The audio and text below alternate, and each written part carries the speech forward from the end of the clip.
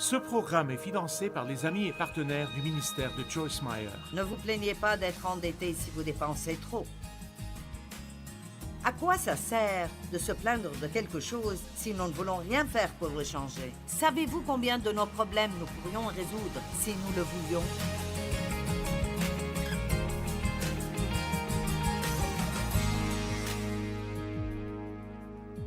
La Bible dit que nous devons apporter une offrande ou un sacrifice de louange. Donc, la louange est perçue par Dieu comme une offrande. Nous offrons nos louanges. Et la louange est simplement une histoire ou une narration. C'est l'histoire de quelque chose de bien que Dieu a fait pour vous.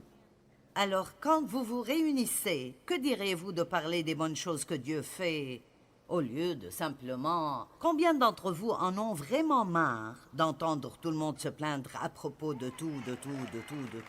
Je veux dire, je suis au point où je ne peux pas supporter de devoir écouter plus de gens se plaindre. Le psaume 50, 23 dit « Celui qui offre pour sacrifice des actions de grâce me glorifie. Et à celui qui veille sur sa voie, je ferai voir le salut de Dieu. » Par lui, offrons sans cesse et constamment à Dieu un sacrifice de louange. Avons-nous des gens vraiment reconnaissants ici aujourd'hui? Vous n'avez pas besoin du message. Il est pour quelqu'un d'autre, mais... Est-ce que vous trouvez que c'est facile de vous plaindre? D'accord. Pensez-vous que le message d'aujourd'hui va vous aider à ne pas vous plaindre autant qu'avant? Au moins pour un jour ou deux? Mon Dieu, nous devrions être si reconnaissants. Je veux dire, vous n'irez pas en enfer.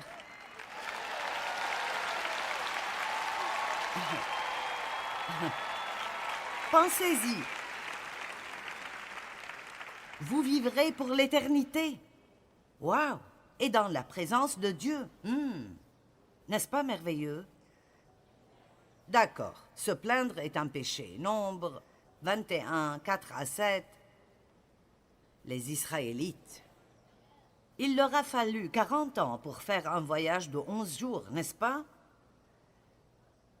Et combien d'entre nous errent autour des mêmes montagnes pendant des années et des années, au lieu de simplement aller de l'avant régler leurs problèmes et en finir?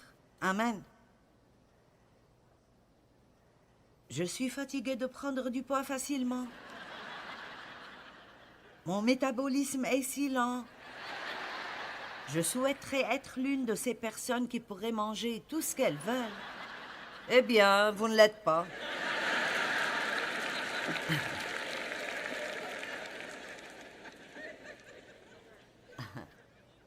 Alors faites avec.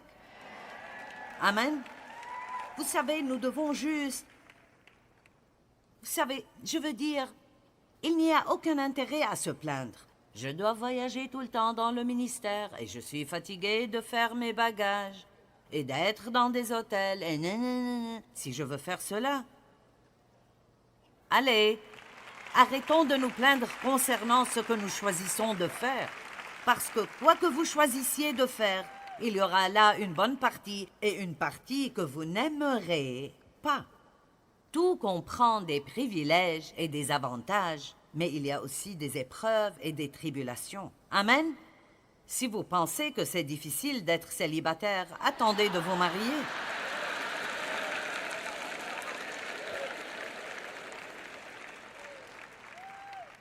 Amen.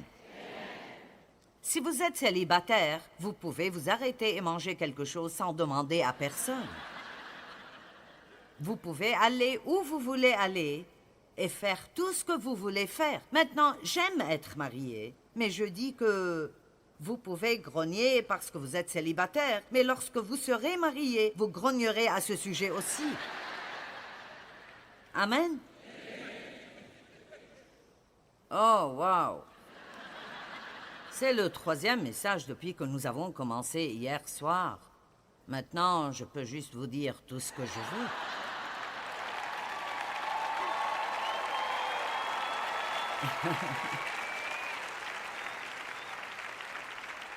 Il me reste 13 minutes pour dire ce que je veux. Et je ne serai pas de retour avant 6 mois. Et vous m'aurez pardonné d'ici là et... tout ira bien. Mon Dieu, priez pour moi pour que je puisse arrêter de me plaindre. Priez juste pour moi et je prierai pour vous pour que nous puissions cesser de nous plaindre et de grogner. Vous savez, c'est ça se plaindre.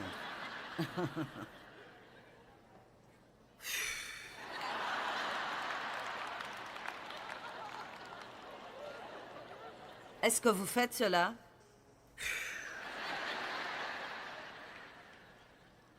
La vie est tellement dure. Je veux dire, mon climatiseur était en panne quand nous sommes rentrés d'un voyage récemment. Le climatiseur dans ma chambre. C'est vrai que j'ai 2 autres chambres que personne n'utilise et dans lesquelles je peux dormir. Mais le lit était dans ma chambre et ça me dérangerait de déménager. Je n'aimais pas ça. Et puis Dave et moi avons parlé du temps où nous grandissions et nous n'avions même pas de ventilateur.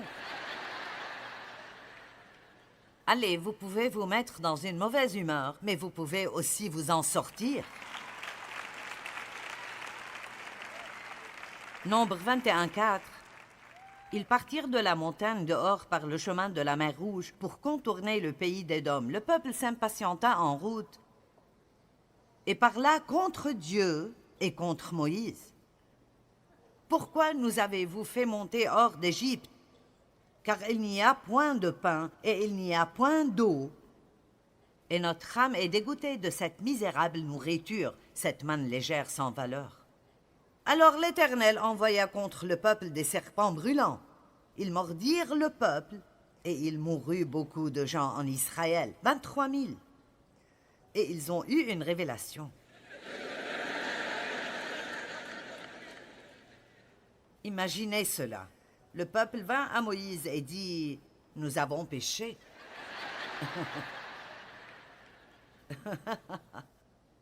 Pouvons-nous comprendre cela avant d'avoir une plaie? Et vous savez,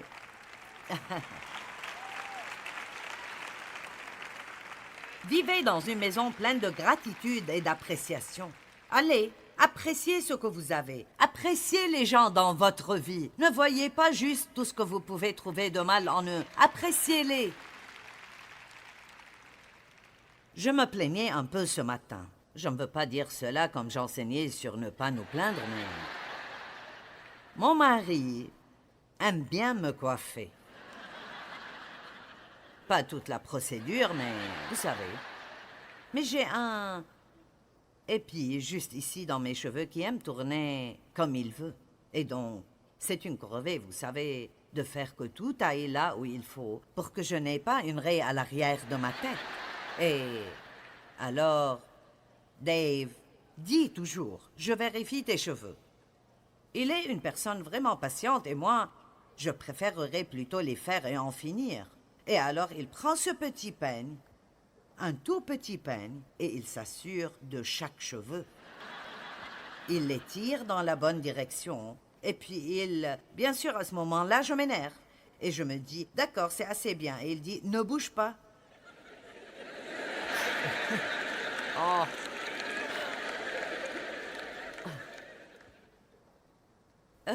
Et je dis, tu as des épis à l'arrière de ta tête aussi. N'est-ce pas comme ça que nous sommes? Si nous n'aimons pas quelque chose, nous attaquons immédiatement l'autre personne. Tes cheveux ne sont pas parfaits non plus. Pourquoi dois-je rester ici pendant que tu me coiffes? Vous voyez maintenant, je vous parle de nos problèmes de ménage. L'Éternel envoya contre le peuple des serpents brûlants. Ils mordirent le peuple et ils ont dit, « Nous avons péché. » Imaginez cela. Prie l'Éternel afin qu'il éloigne de nous ces serpents, et Moïse pria pour le peuple. Maintenant, ces paroles dans Nombre 21 est répétées dans 1 Corinthiens. Et il est écrit dans 1 Corinthiens que ces choses sont enregistrées. Paul a dit, ces choses ont été écrites pour notre instruction afin que nous ne fassions pas ce qu'ils ont fait. Allez.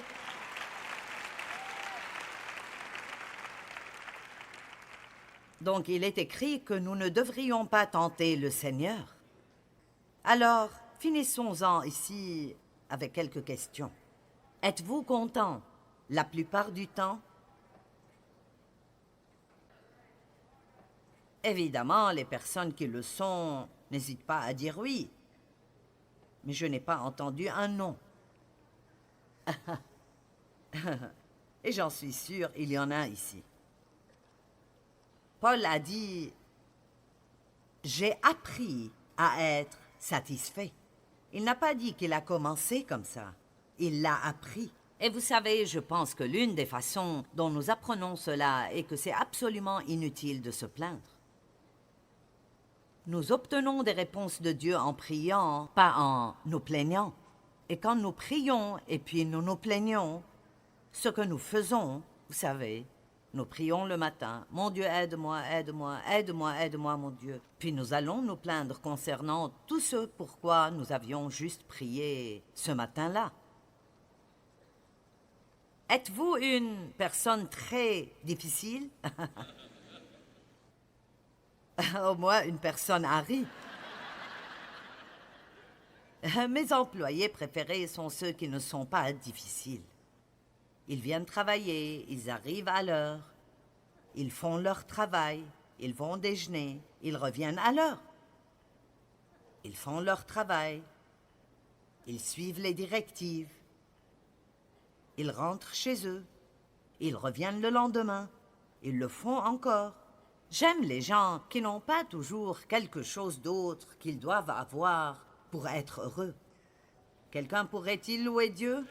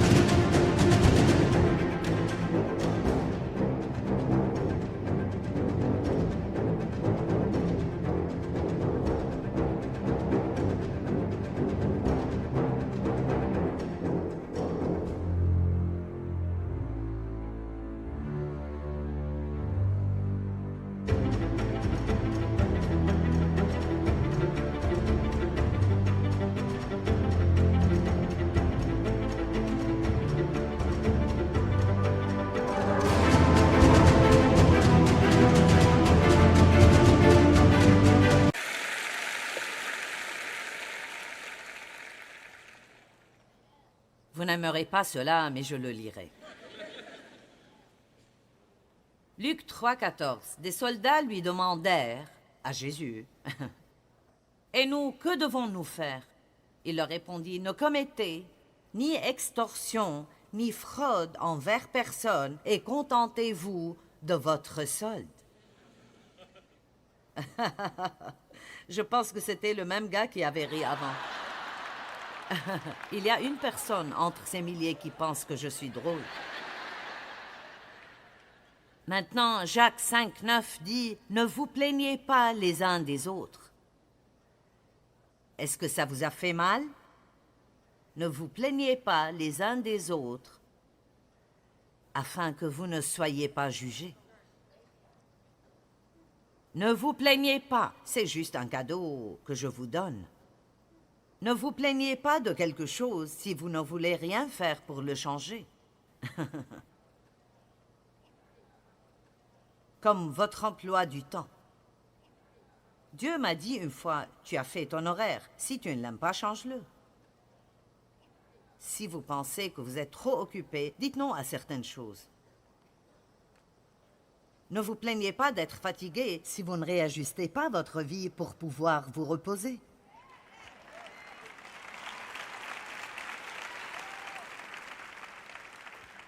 Je vais tourner le dos quand je dirai ce qui suit. Il y a moins de gens ici qui se fâcheront contre moi, alors. Ne vous plaignez pas d'être trop gros si vous voulez continuer à trop manger.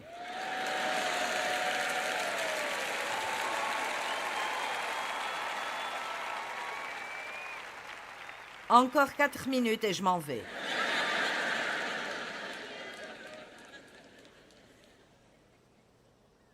Ah, ne vous plaignez pas d'être endetté si vous dépensez trop. À quoi ça sert de se plaindre de quelque chose si nous ne voulons rien faire pour le changer? Savez-vous combien de nos problèmes nous pourrions résoudre si nous le voulions? D'accord. Encore une écriture et je vous laisse. Ne vous plaignez pas sans chercher un remède. Habacuc est allé à Dieu avec une plainte. Et Dieu a dit, écris la prophétie, grave-la sur des tables afin qu'on la lise couramment. J'aime cela, je vais le lire. Habacuc 2, 1 et 2. J'étais debout à mon poste et je me tenais sur la tour. Je veillais pour voir ce que l'Éternel me dirait et ce que je répliquerais après ma plainte. Avec une plainte, l'Éternel m'adressa la parole. Écris la prophétie. Grave-la sur des tables afin qu'on la lise couramment. Si vous avez une plainte dans la vie, alors regardez comment y remédier. Si vous n'avez pas le temps de faire quoi que ce soit et vous êtes toujours frustré, alors ayez une vision. Arrêtez-vous et regardez ce que vous faites de votre temps. Et voyez toutes les choses que vous faites qui ne portent pas du fruit et dans lesquelles vous êtes impliqué et que vous faites pour des raisons totalement erronées simplement parce que vous ne voulez pas que quelqu'un d'autre se fâche. Vous le faites simplement. Peut-être que vous étiez supposé le faire à un moment donné et que Dieu en a fini avec cela il y a des années et vous le faites toujours.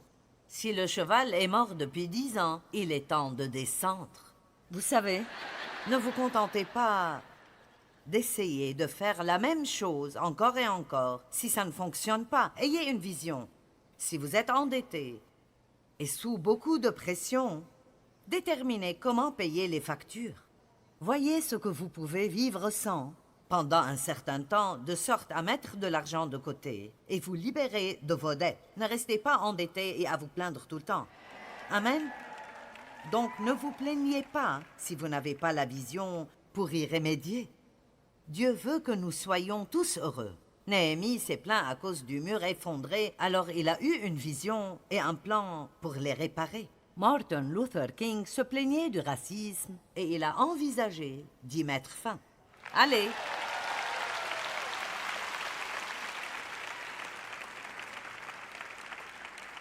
Et je répète que si vous voulez vous plaindre de quelque chose, ne prenez pas la peine de prier à ce sujet. Je vais vous raconter une histoire.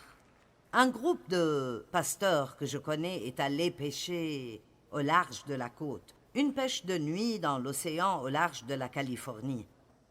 Et ils ont heurté un récif et ont eu un très grave accident de bateau. Et tous, vraiment, ont été blessés. Certains d'entre eux étaient vraiment amochés. Et ils ont contacté la garde côtière. Et quand les gardes-côtes sont arrivés là-bas, et c'est une règle de la mer, ils ont dit « permission de monter à bord ». Et c'est intéressant. Ici, ils saignaient et étaient amochés. Et leur vie était un grand gâchis à ce moment-là, comme des gens qui vivent sans Christ. Désespérés, ils ont besoin d'aide. Ils saignent à l'intérieur, ils ont le cœur brisé. Et pourtant, Jésus ne montera pas à bord sans obtenir la permission. Et donc, aujourd'hui, Jésus dit à certaines personnes, « Permission de monter à bord. Permission de venir à bord. » Et vous savez quoi? C'est simple. Dieu vous aime. Peu importe combien vous avez de défauts, Dieu vous aime. Et il n'y a pas de trou tellement profond qu'il ne peut pas vous atteindre et vous faire sortir. Et il veut faire quelque chose de merveilleux dans votre vie. Il n'est pas trop tard. Et il n'y a pas de péché qui ne puisse être pardonné. Mais vous devez être prêt à faire une chose. Et c'est de dire que vous croyez que Jésus est le Fils de Dieu. Vous croyez qu'il a effectivement pris votre péché sur lui-même. Il est mort pour vous à votre place. Vos péchés sont pardonnés si vous recevez cela et décidez que vous voulez vous détourner du péché. Le repentir ne signifie pas seulement que je suis désolé pour mon péché, mais que je veux m'en détourner et me tourner vers Dieu et vivre une vie nouvelle. Amen. Maintenant, je vais être très honnête avec vous. Être chrétien est beaucoup mieux que d'être pécheur. Mais ce n'est pas facile. Vous savez, si vous vous détournez du péché et vous apprenez à vivre de nouveau, vous devrez étudier la parole et probablement vous faire de nouveaux amis. Et vous devez vous joindre à une église où vous pouvez être avec d'autres personnes qui vous aiment. Aucune de ces choses n'a à voir avec votre salut. Vous êtes sauvés parce que vous croyez. Mais si vous profitez de la vie que Jésus est mort pour vous donner, alors il y aura certaines choses que Dieu devra changer dans votre vie. Mais le problème, c'est qu'il est patient. Il ne fait jamais rien quand vous n'êtes pas prêt. Tout ce que je dis, c'est que si vous priez la prière du salut avec moi aujourd'hui, vous faites alors la première étape d'un très long voyage. Et je veux que vous soyez prêts pour ceci et désireux de l'avoir. Il ne s'agit pas seulement de prier la prière du pécheur puis de continuer à vivre de la même manière. Il s'agit d'être disposé à changer de vie. Qui ici a vraiment besoin que Jésus soit le Seigneur de sa vie? Vous voulez le recevoir comme votre sauveur? Allez, levez vos mains. Vous voulez le recevoir comme votre sauveur? Peut-être que vous dites, eh bien, Joyce, tu sais, je ne suis même pas sûre d'être sauvé. Il y a beaucoup de gens qui sont juste religieux. Je veux dire, ils vont juste à l'église et ils font tous les rituels. Et vous savez, ils dépendent de ces choses. Eh bien, je vais à l'église. Eh bien, rester dans le garage toute la journée ne fait pas de vous une voiture. Ce n'est pas parce que vous êtes allé à l'église que vous êtes chrétien. Amen.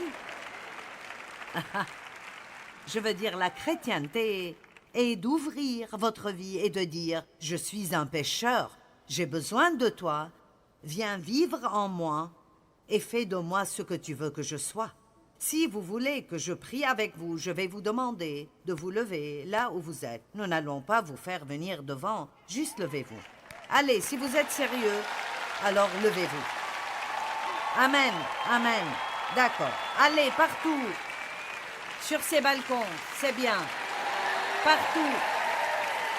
Partout où vous êtes. Ayons un renouveau ici aujourd'hui et rendons le diable vraiment fou. Amen. Allez, maintenant, écoutez. Nous allons tous prier cette prière avec vous.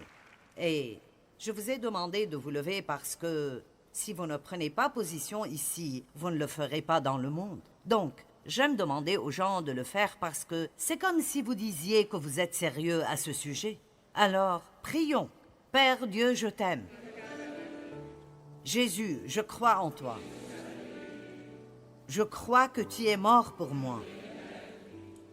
Je suis désolé pour mes péchés. Je me repens. Je me détourne du péché. Et je me tourne vers toi. Je crois. Je te reçois maintenant, Jésus. Comme mon Sauveur. Comme mon Seigneur. Comme mon ami. Je me donne à toi. Prends-moi tel que je suis. Et maintenant, fais de moi ce que tu veux que je sois. Je te remercie. Je crois maintenant que je suis sauvé. Mes péchés sont pardonnés. Je suis en route vers le paradis. Et je vais profiter du voyage. Allez, louons Dieu pour toutes ces nouvelles âmes aujourd'hui.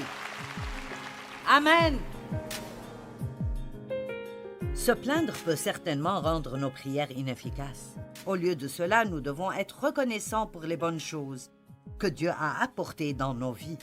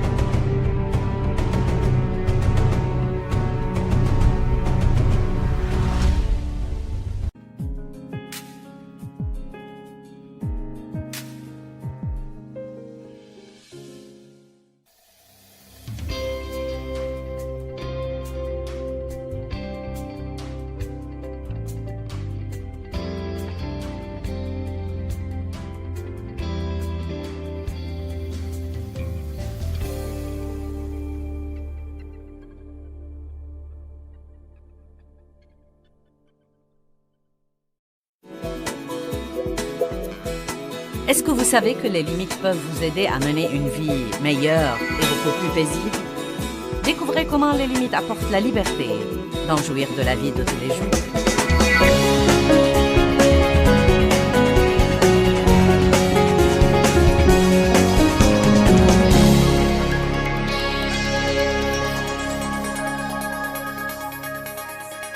Je crois qu'il y a un moyen de vivre et d'être en sécurité, mais il y a aussi des moyens de nous mettre vraiment en danger. Nous allons parler de mettre des limites qui éliminent le stress de votre vie, d'avoir des frontières et des limites et des marges dans votre vie. En réalité, Dieu m'a demandé l'idée de cette barrière. Et nous allons prétendre que c'est notre zone de sécurité. Et donc, je peux prêcher pas mal de sermons à l'intérieur de cette barrière. Mais cette barrière que vous voyez représente en fait la parole de Dieu. Et la parole de Dieu devient vraiment une barrière dans nos vies. Elle nous dit ce que nous pouvons faire.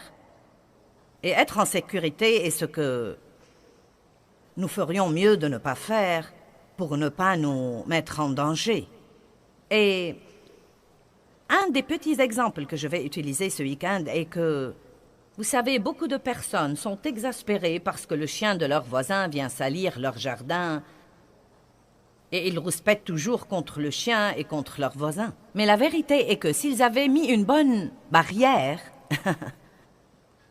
le chien du voisin n'aurait pas sali leur jardin. Ne vous fâchez pas contre le chien ou contre le voisin si vous ne faites pas ce que vous êtes censé faire. Il y a des gens qui font du mal aux autres. Et beaucoup d'entre vous, si je vous demandais combien d'entre vous ont été vraiment blessés par quelqu'un, la plupart d'entre vous vont probablement lever la main. Mais la vérité, c'est que parfois, les gens nous font du mal parce que nous ne mettons pas de limites ni de barrières. Nous ne leur disons pas, vous savez, vous n'allez pas me faire ça et rester en relation avec moi, ou je n'accepte pas ce comportement, je n'accepte pas votre façon de me parler. Et vous allez m'entendre dire ça plus d'une fois ce week-end, mais je vais commencer à le dire maintenant pour que vous commenciez à y penser. Une des raisons pour lesquelles il nous est difficile de mettre des barrières entre nous et les autres, c'est que nous ne le faisons pas assez tôt. Je crois que beaucoup de fois, nous attendons trop longtemps et nous laissons les gens qui sont dans nos vies prendre beaucoup de mauvaises habitudes. Et nous leur laissons passer beaucoup de choses que nous n'approuvons pas et que nous n'aimons pas depuis le début. Mais nous essayons de les éliminer par la prière ou bien, vous savez, nous ne voulons pas blesser ces personnes ou ceci ou cela ou quelque chose d'autre. Et parfois même en tant que chrétiens, nous nous embrouillons à propos de l'amour et nous ne savons même pas vraiment ce que nous devons dire aux autres ou combien nous devons supporter. Et donc, nous allons essayer de clarifier beaucoup de ces choses-là ce soir. Et nous avons besoin de barrières dans beaucoup de domaines. Et à vrai dire, la discipline, la maîtrise de soi et la discipline, et mettre des frontières et mettre des barrières dans nos vies sont parmi les choses importantes que nous puissions faire. Et comme vous le savez, une vie sans discipline est une vie qui court sûrement au désastre. Et donc, c'est parti. Le message de ce soir s'intitule « Marcher sur le fil du rasoir » et nous trouvons ça fascinant. Et nous disons « Ouais, je marche sur le fil du rasoir ». Eh bien, c'est plutôt devenu une façon populaire de voir la vie aujourd'hui. Mais franchement, Dieu ne veut pas que nous marchions sur le fil du rasoir. Car si vous faites cela, vous n'aurez aucune marge pour quoi que ce soit. Ce que nous devons faire, c'est vivre de façon à avoir la paix et à éliminer le stress de notre vie. J'ai donc une question pour commencer. Est-ce que vous menez une vie vraiment insoutenable? Vous dites, qu'entendez-vous par là? Est-ce que vous vous surprenez à dire, eh bien, je ne peux plus faire ça? Je ne peux pas continuer comme ça? Si je dois vivre comme ça 1 an de plus, ça va probablement m'achever. Croyez-moi, je n'en peux plus, c'en est vraiment trop. Si vous dites des choses comme ça et que vous êtes sérieux, et à vrai dire, ceux qui disent ces choses sont plus nombreux que ceux qui ne les disent pas. C'est incroyable le nombre de gens qui disent qu'ils mènent une vie qu'ils ne peuvent pas supporter du tout. Je connais des gens, beaucoup de gens dans le ministère, qui me disent tout le temps, je ne peux pas continuer à faire ça, je ne peux pas continuer à travailler autant, je ne peux pas continuer à voyager autant, je ne peux pas continuer. Vous savez, donc ce que vous dites vraiment, quand vous dites ça, et je sais que j'ai des limites et que je les ai atteintes, mais je vais les ignorer et voir si je peux m'en tirer. J'ai enseigné un jour un message intitulé « Les avertissements ignorés ». Et vous savez, votre corps vous donnera des avertissements. Votre corps vous le dira quand vous le poussez trop. Mais que faisons-nous? Oh, ça va.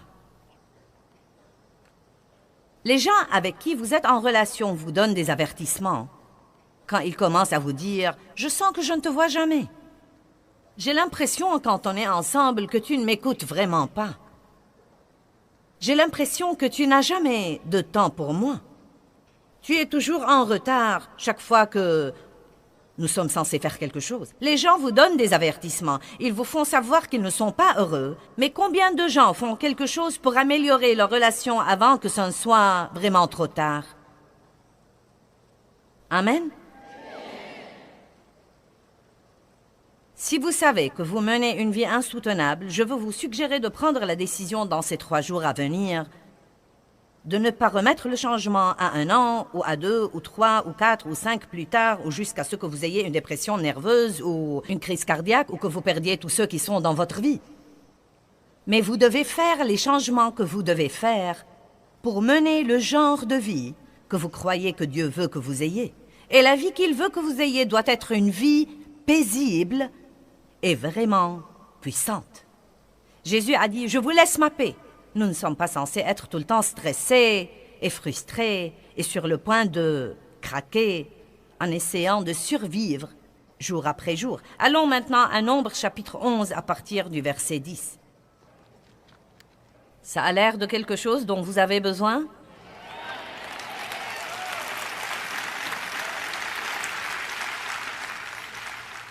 Mettre des limites qui éliminent le stress de votre vie. Et Moïse entendit le peuple qui pleurait, chacun dans sa famille, et à l'entrée de sa tente. Et la colère de l'Éternel s'enflamma fortement. Et cela fut mauvais aux yeux de Moïse. Donc Dieu avait donné à Moïse le travail de mener ce peuple de plus de 6 millions à travers le désert et jusqu'à la terre promise. Ceci aurait pu être un voyage de 11 jours, mais après 40 ans, ils erraient toujours là. Et une des raisons était que chaque fois que les choses n'allaient pas comme ils le voulaient, ils étaient déprimés. Et donc les voilà qui pleuraient de nouveau dans toute la terre, parce que les choses allaient mal. Ils avaient des épreuves, des tribulations, et ils avaient des ennemis. Les choses étaient difficiles, et Moïse en avait vraiment assez. Et il a dit au Seigneur, « Pourquoi affliges-tu ton serviteur? Et pourquoi n'ai-je pas trouvé grâce à tes yeux que tu aies mis sur moi la charge de tout ce peuple? Est-ce moi qui ai conçu ce peuple? Est-ce moi qui l'ai enfanté pour que tu me dises, porte-le sur ton sein comme le nourricier porte un enfant, jusqu'au pays que tu as juré de lui donner? Où prendrais-je de la viande pour donner à tout ce peuple? Car ils pleurent auprès de moi en disant, donne-nous de la viande à manger. » Regardez le verset 14. Je ne puis pas à moi seul porter tout ce peuple, car il est trop pesant pour moi. Maintenant, la raison pour laquelle je soulève cette question, c'est que c'est très démodé dans notre culture américaine d'aujourd'hui de dire « j'en ai assez » et je ne peux plus supporter.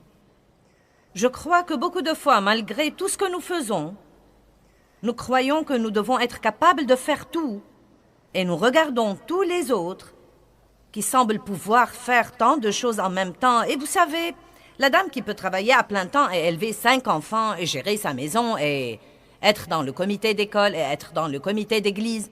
Et nous pensons, je devrais être capable d'être comme ça. Il se peut qu'il y ait des personnes qui soient particulièrement douées pour faire beaucoup de choses comme ça. Mais les gens ne sont pas tous pareils et vous feriez mieux de trouver votre zone de confort et d'apprendre à y vivre. Sinon, vous n'allez jamais jouir de votre vie et vous allez finir par vous rendre malade et ruiner toutes vos relations. J'ai un flash info pour vous. Vous n'êtes pas censé être comme quelqu'un d'autre ou rivaliser avec quelqu'un d'autre. Vous devez être la personne que vous êtes et ne pas vous en excuser.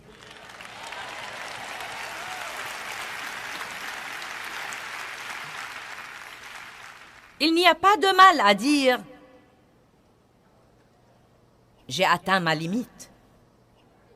Vous savez, nous disons tout le temps, nous citons Philippiens 4, « Je puis tout par le Christ qui me fortifie ». Et je vais être franche avec vous, je crois que cela a été prêché hors contexte.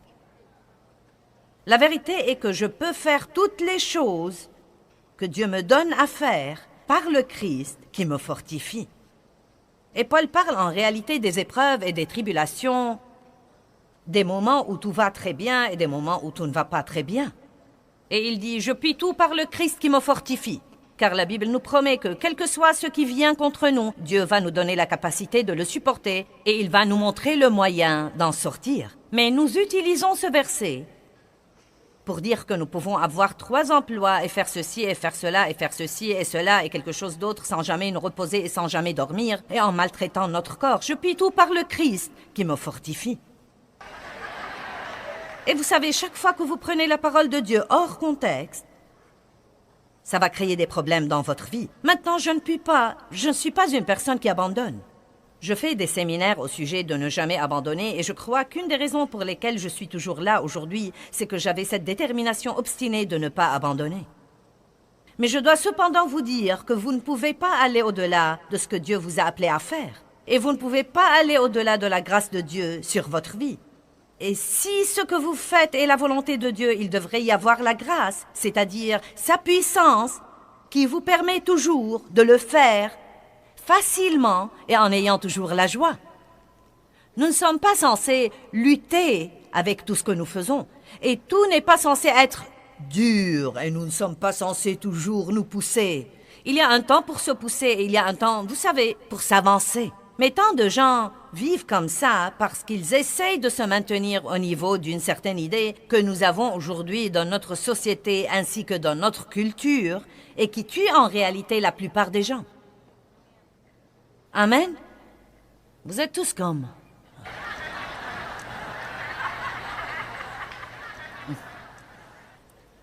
Exode 18. Écoutez-moi bien. Y a-t-il quelqu'un que vous connaissez et que vous aimez et respectez, qui est un bon ami à vous, qui vous dit que vous devez faire des changements radicaux dans votre vie? Non, mais est-ce que quelqu'un vous a dit que vous feriez mieux de commencer à mieux vous occuper de vous-même? Est-ce que quelqu'un vous a dit ça? Pas assez d'entre vous? Je vais donc vous le dire moi-même. Est-ce que quelqu'un vous a dit que vous devriez dormir plus, que vous devriez manger mieux, que vous devriez vous reposer davantage, que vous devriez... Bien. Vous savez, je crois que Dieu parle par les gens, et pas nécessairement par les gens chrétiens. Il a parlé, par exemple, à un prophète par un âne.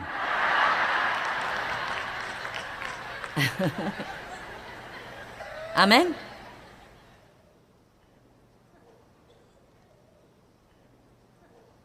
Et Dieu a parlé à Moïse par son beau-père. Vous voyez, Moïse était un de ces gens-là, je crois.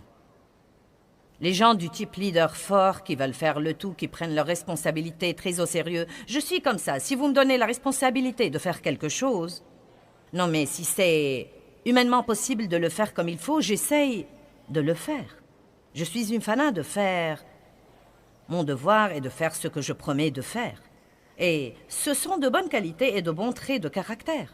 Mais je peux aussi vous dire que quand j'ai commencé ce ministère par le leadership de Dieu en 1976, j'ai donné des études de Bible à la maison pendant 5 ans et j'ai travaillé dans le ministère de quelqu'un d'autre pendant 5 ans. Et ensuite, pendant les 22 dernières années, nous avons voyagé et nous sommes passés à la télé. Et vous savez, non mais croyez-moi, c'est agréable de dire « Eh bien, vous savez, nous sommes à la télé dans le monde entier. » Il suffit d'un bip pour le dire comme ça. Psst, vous savez. Mais, Seigneur, aie pitié, non mais ce qu'il a fallu pour le faire.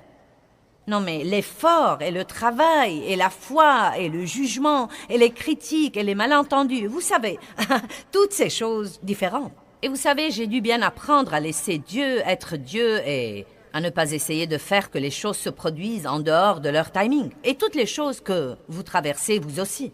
Mais je vais vous dire quelque chose dont je ne suis pas fière, mais c'est absolument vrai. Je suis dans le ministère depuis 32 ans et probablement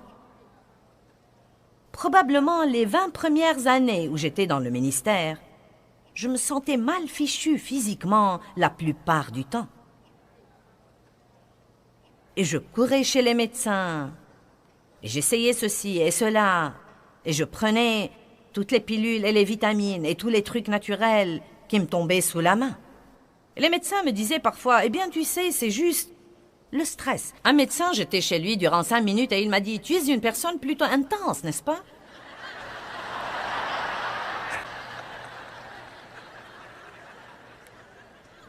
Non, ce n'est pas vrai, je ne suis pas intense et je ne suis pas du tout stressée. Et je ne comprenais pas. Non, mais je ne comprenais vraiment pas. Tout d'abord, j'ai grandi dans une maison abusive et donc j'avais beaucoup d'insécurité.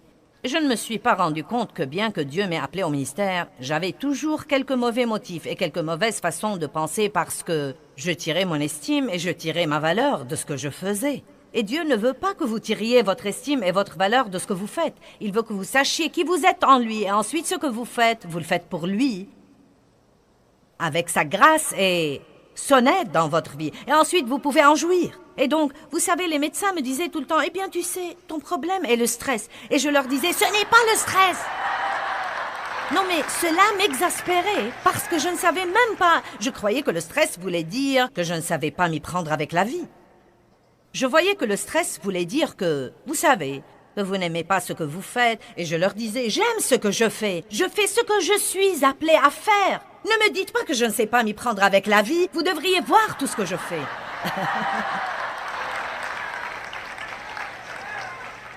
Mais après 20 ans de croire qu'ils étaient tous fous, ce qu'il y a d'intéressant, c'est que personne d'autre ne savait ce que je ressentais.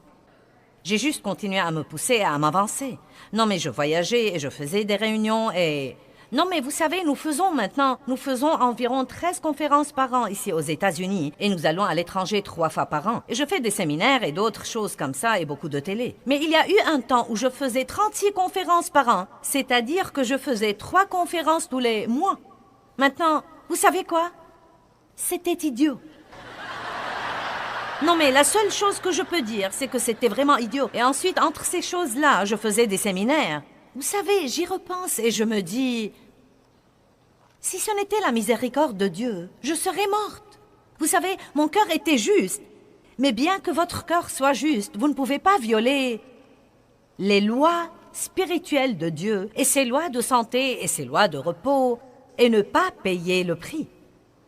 Épaphrodite était un homme qui voyageait avec Paul et il est tombé malade pour avoir travaillé dur dans le ministère. Et donc, ce n'est pas parce que vous êtes pasteur ou enseignant de la Bible ou quoi que ce soit.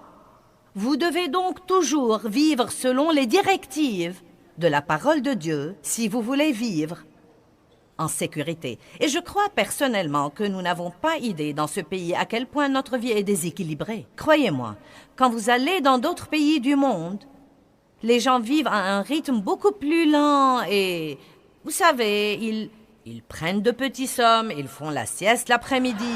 Vous savez, ils ne travaillent pas 7 jours sur 7, ils ne sont pas disponibles 7 jours sur 7, 24 heures sur 24. Ils ne portent pas de radiomessager, de téléphone cellulaire, d'ordinateur portable et tout ça. Non mais dites-moi, que faisons-nous à nous-mêmes? Que faisons-nous à nous-mêmes? Non mais aujourd'hui, si quelqu'un ne peut pas vous trouver pour 5 minutes, il agit comme si c'était la fin du monde. Eh bien, où est-ce que tu étais? Je t'ai appelé 2 fois et tu n'as pas répondu à ton téléphone.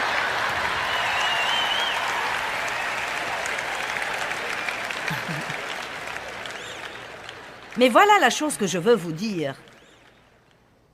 Écoutez-la, s'il vous plaît. Le monde ne va pas changer.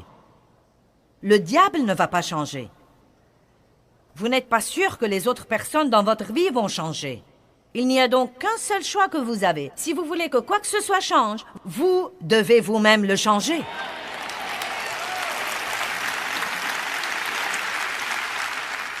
Et je veux aussi vous dire très franchement que quand vous le changerez, beaucoup de gens n'aimeront pas ça. Mais quand vous vous tiendrez devant Dieu, vous ne répondrez de personne à part vous-même. Et si vous vivez pour plaire aux gens, le jour où vous craquerez, ces gens-là seront trop occupés pour venir à votre chevet et vous visiter. Et pour ceux d'entre vous qui croient qu'ils n'ont pas le temps, que je vous dise, l'homme qui a une crise cardiaque a tout à coup beaucoup de temps.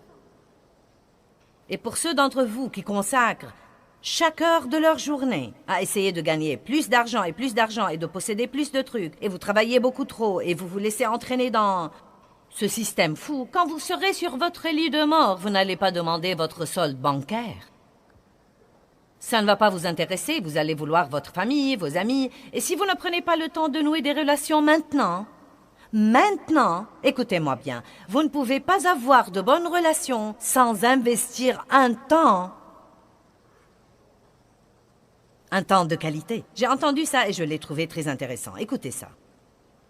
Toutes nos relations dans la vie sont nourries dans la marge de notre vie personnelle.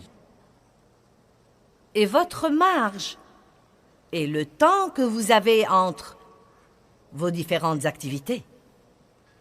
Comme, quelle est la marge que vous avez le matin avant de quitter la maison pour courir au travail?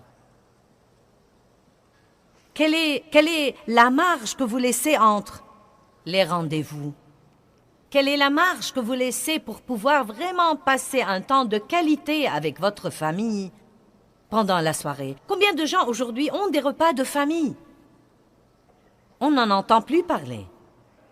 Une des choses dont mes enfants se souviennent, c'est que tous les soirs, quand ils étaient petits, nous nous mettions à table et nous avions notre repas de famille. Je me rends compte que les temps ont changé. Mais vous savez, nous devons juste arrêter d'utiliser cette excuse. Eh bien, les temps ont changé, les temps ont changé, les temps ont changé. Vous savez quoi? Dieu n'a pas changé. Il n'a pas changé. Et je ne vous donne pas une règle comme quoi vous devez avoir un dîner de famille tous les soirs, mais je dis tout simplement, quand vous y pensez, vous ne nourrissez pas vos relations au travail.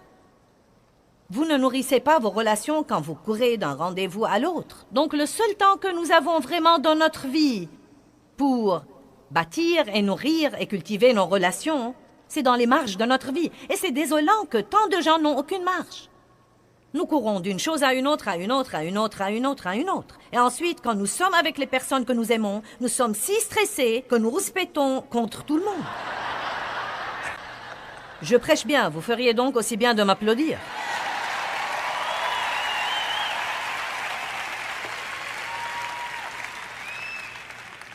Donc, j'ai pris la décision il y a plusieurs années.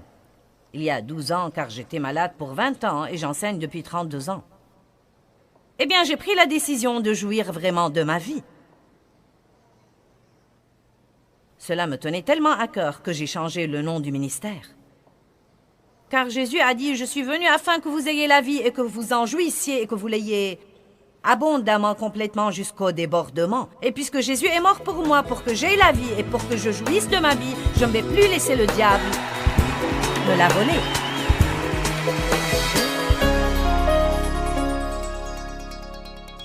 Eh bien, les frontières sont vraiment la façon de Dieu de nous protéger si nous les comprenons et si nous les observons.